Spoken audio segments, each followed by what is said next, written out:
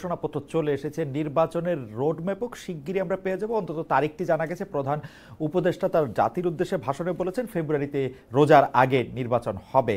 এই রাজনৈতিক বন্দোবস্তের আসলে ভবিষ্যৎ কি, নতুন নির্বাচন কতটা কি মানে তৈরি করবে আমাদের সঙ্গে বা আমাদের কাছে, এসব নিয়ে আজকে আলোচনার জন্য উপস্থিত রয়েছেন জবানের সম্পাদক জনাব রেজাউল করিম রনি। জনাব রেজাউল করিম রনি, আপনাকে আমাদের অনুষ্ঠানে স্বাগত জানাই। আপনি আমাদের সাথে যুক্ত হয়েছেন, সময় দিয়েছেন, সেজন্য আপনাকে অনেক ধন্যবাদ। আমাদের সাথে আরও থাকবার কথা ছিল এখন থেকেই ঢাকা বিশ্ববিদ্যালয় ছাত্র ইউনিয়নের ঢাকা বিশ্ববিদ্যালয় শাখার সভাপতি জনাব মেঘমল্লার বসুর, কিন্তু জনাব মেঘমল্লার বসু রাজধানীর কোথাও একটি আটকে আছেন। কিছুক্ষণ ধরে তিনি আমাদের ফোনের সাথেও সংযোগ নেই, হয়তো তিনি আমাদের সাথে যুক্ত হবেন। যদি যুক্ত হতে পারেন তাহলে নিশ্চয়ই আপনাদের সঙ্গে আমরা পরিচয় করিয়ে দিব, ওনার সাথেও আমাদের কিছু কথা আছে। তবে রনি, আপনার সাথে আমাদের অনেকগুলি কথাই বলার আছে, সেজন্য দর্শকরাও নিশ্চয়ই আপনার কথা আরো বেশি সময় ধরে শুনতে পারবেন যদি মেঘমল্লার বসু আসতে একটু দেরি করেন। তো সেজন্য যে প্রশ্নগুলো আসলে মেঘমল্লার বসুর উপস্থিতি আপনাকে করতে চেয়েছিলাম, সেগুলি আমি প্রথমে একটু আলাদা করে রাখি। আমি প্রথমে আপনার চিন্তাকে একটু অনুসরণ করতে চেষ্টা করি।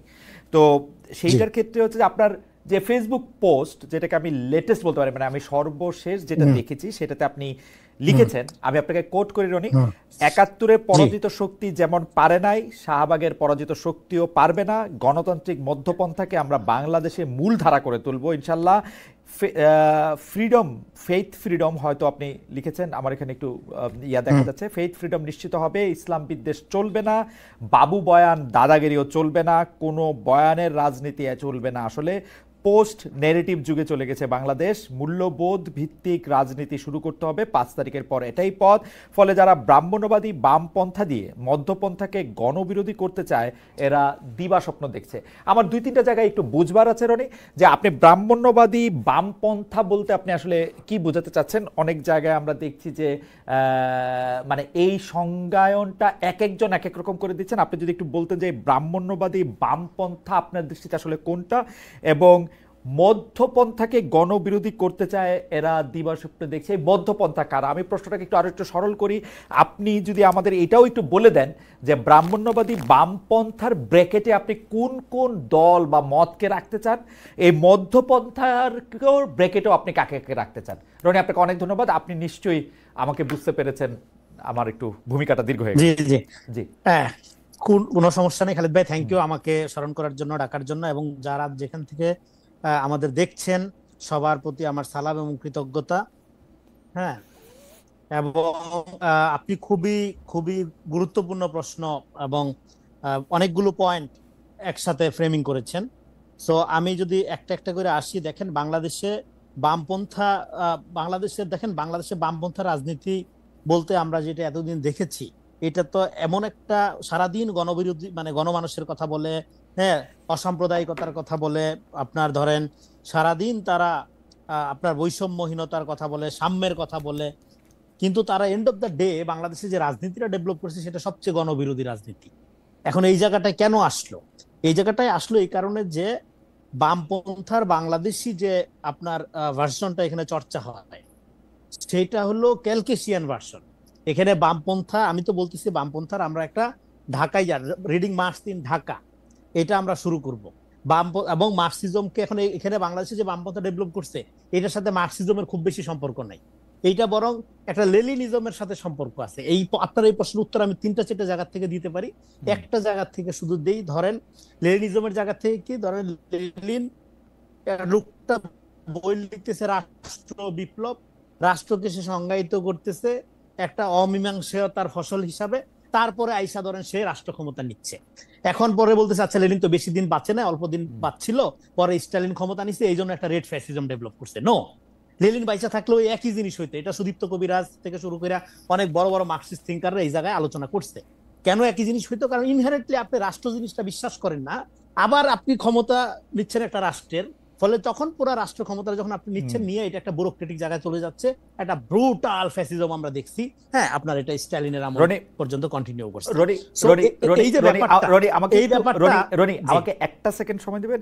আমাদের বামপন্থী রাজনীতিবিদদের একজন, যদিও উনি ছাত্র ইউনিয়নের সভাপতি ঢাকা বিশ্ববিদ্যালয় শাখার জনাব মেঘমোল্লার বসু আমাদের সাথে যুক্ত হয়েছেন। মেঘমোল্লার, আপনাকে আমাদের অনুষ্ঠানে স্বাগত জানাই। আমরা জনাব রনিকে, রেজাউল করিম রনিকে একটু শুনছিলাম, আপনাকে স্বাগত জানিয়ে আমি একটু জনাব রনির কাছে ফিরছি। জনাব রনি, আমাদের জন্য একটু সুবিধা হতো আমাদের এই প্রশ্নটার মধ্যে যদি আপনি এই পর্যায়ে আপনি যতটুকু ইন্ট্রো দিয়েছেন সেটা আমরা কিছুটা বুঝতে পেরেছি, কিন্তু আপনি যদি কথাটা শুরু করতে আচ্ছা ব্রাহ্মণ্যবাদী বল। হ্যাঁ, হলে এখানে প্রবলেমটা যেটা দাঁড়াইছে, এখানে মানুষ যে জাতি হিসাবে বাঁচে এবং এই প্রশ্নটাকে আন্ডারমাইন করে তারা সবসময় শ্রেণী প্রশ্নটাকে সামনে আনার কারণে এখানে তারা কখনোই গণভিত্তি ডেভেলপ করতে পারে নাই। এবং আমাদের এখানে বামপন্থার যে ন্যারেশন, যে তাফসির, সেটা কলকাতার ব্রাহ্মণ্যবাদী রাজনৈতিক আপনার পটভূমির মধ্য দিয়ে গড়ে ওঠা যে তাফসির, যে ব্যাখ্যা, সেইটা এখানে মেইনস্ট্রিম হয়েছে। এই কারণে বাংলাদেশপন্থী কোনো আপনার বামধারা রাজনীতি ডেভেলপ করে না। এই জন্য এটাকে এসেনশিয়াল, এটার মধ্যে একটা ব্রাহ্মণ্যবাদী নোশন থেকে গেছে। না রনি, আমি যেটি বলতে চেয়েছিলাম যে আপনি ব্রাহ্মণ্যবাদী বামপন্থার অধীনে কোন কোন রাজনৈতিক দলকে রাখতে চান, আপনি শুধু নামটা বলেন, আমরা ব্যাখ্যা নিশ্চয়ই আরো শুনতে পারবো আপনার কাছ থেকে। এবং মধ্যপন্থা বলতে আপনি এখন এটা সমস্ত কোন কোন রাজনৈতিক দলকে আপনি চিহ্নিত করতে পারেন? এখন বাংলাদেশে বামপন্থীদেরকে আমি কোনো রাজনৈতিক দলই মনে করি না। ওকে, এগুলো কোনটার নাম বলবো? এগুলো একটা কালচারাল পলিটিক্স করে। এগুলো এখনো রাজনৈতিক দল বলতে যেটা বোঝায় পাওয়ার স্ট্রাগল, তার জন্য একটা জাতি রাষ্ট্রের ফ্রেমের মধ্যে যে লেনিনিয়ান ওই প্রবলেমের মধ্যে আটকে আছে। এদের কাছে এখনো জাতি বড় না, শ্রেণী বড়। সেটা আমি মানলাম, কিন্তু আপনার এই বাক্যটাকে যদি আমি ধরে নিই যে আপনি এই বাক্যটা বলতেছেন যে ফলে যারা ব্রাহ্মণ্যবাদী বামপন্থা দিয়ে মধ্যপন্থাকে গণবিরোধী করতে চায়, এই যারা যে সর্বনামটা, সেই সর্বনামের মধ্যে বিশেষ্যটা যদি আপনি আমাদেরকে একটু পরিচয়টা বলতেন যে এই ব্রাহ্মণ্যবাদী বামপন্থাটা কারা, মধ্যপন্থাটা কারা? কারণ এখানে আপনি দুইটা পক্ষ কিন্তু আইডেন্টিফাই করেছেন, আপনি যেহেতু একজন চিন্তক আপনি কিন্তু আইডেন্টিফাই করতে পারছেন যারা ব্রাহ্মণ্যবাদী বামপন্থা দিয়ে মধ্যপন্থাকে গণবিরোধী করতে চায়। এই যারাটা কারা, এটা যদি আমাদের একটু বলতেন। ওকে, আই গট। এটা হলো শাহবাগের পরাজিত শক্তি। এটা স্পেসিফিক বইলা দিই, শাহবাগের পরাজিত শক্তি। এরা মনে করতেছে, দেখেন এরা সব সময় করছে কি, এরা নিজেদের কোনো রাজনীতি ডেভেলপ না করে এরা এক এক সময় এক একজনের উপর সওয়ার হয়েছে। এরা এতদিন আওয়ামী লীগের উপর সওয়ার হয়েছে, এখন একটা ধারা মনে করছে যে এখানে বাংলাদেশে কখনোই মধ্যপন্থী রাজনীতির মূল ধারা হয় নাই, মেইন স্ট্রিম হয় নাই। যে কারণে আমাদের এখানে ডেমোক্রেসির যে ধারণাটা, এটা একটা ফ্যাসিস্ট ধারণা রয়ে গেছে। এটা ডেমোক্রেসির একটা আওয়ামীকরণ হয়েছে, মানে ডেমোক্রেসির ধারণার একটা আওয়ামীকরণ হয়েছে। ফলে এদিক থেকে আপনার প্রশ্নের সরাসরি উত্তর হলো, আমি এটা মিন করেছি যারা আপনার এখানে শাহবাগী যে ইসলাম বিদ্বেষী ধারা, পার্টিকুলারলি দেখেন শাহবাগের মুভমেন্টটা, এটা কিন্তু জামাতের মুভমেন্ট ছিল না, এটা হেফাজতের মুভমেন্ট ছিল। এবং 4 তারিখে আমি একটা ইন্টারভিউ নিয়েছিলাম হেফাজতের তৎকালীন নায়েবে আমির জুনায়েদ আল হাবিবি, এখন কি পোস্টে আছে জানি না। উনি আমাকে ইন্টারভিউতে বলছিল যে জামাতের সাথে আমাদের বিরোধ আদর্শগত, আকীদাগত। জামাতের যুদ্ধ অপরাধ বিচার হাবিজাবি এগুলোর বন্ধের জন্য তারা আন্দোলন করতেছে, কি করতেছে এটা আমাদের দেখার দরকার নাই। আমরা সিম্পলি নামছি, হ্যাঁ, নবী রাসূলকে অকথ্য ভাষায় গালিগালাজ করা হয়েছে, এখানে ইসলামে সম্মানিত ব্যক্তিদের নিয়ে চটি সাহিত্য করা হয়েছে, হ্যাঁ, এবং এইটার প্রতিবাদে নামছি যে আমাদের আবেগ আহত হয়েছে, এই জন্য আমরা নামছি। এটার সাথে জামাতের রাজনীতির কোনো সম্পর্ক নাই। কিন্তু এখানে পরবর্তী সময়ে এখানে দেখেন এক্সট্রিম, আপনি যদি বলেন যে এখানে বাংলাদেশে যেটা প্রবলেম হচ্ছে, এখানে আলোচনাটা এই জায়গায় করতে হবে যে আপনার idealism, ideology and total politics,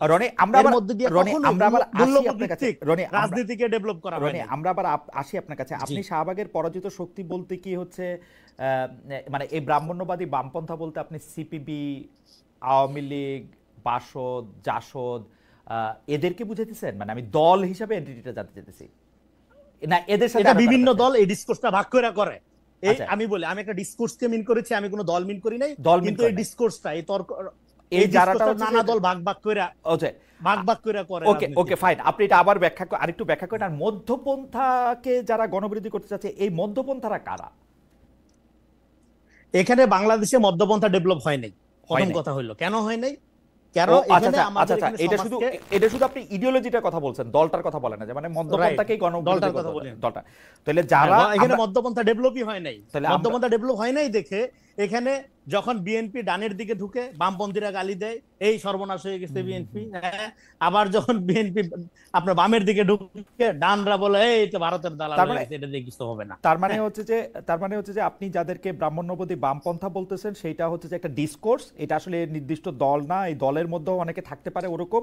আর মধ্যপন্থা বাংলাদেশে এখনো দাঁড়ায় নাই, সেই মধ্যপন্থাকে অলরেডি গণবিরোধী করতে চাচ্ছে। আমরা আরো শুনবো আপনার কাছে, আমরা একটু যারা মেঘমল্লার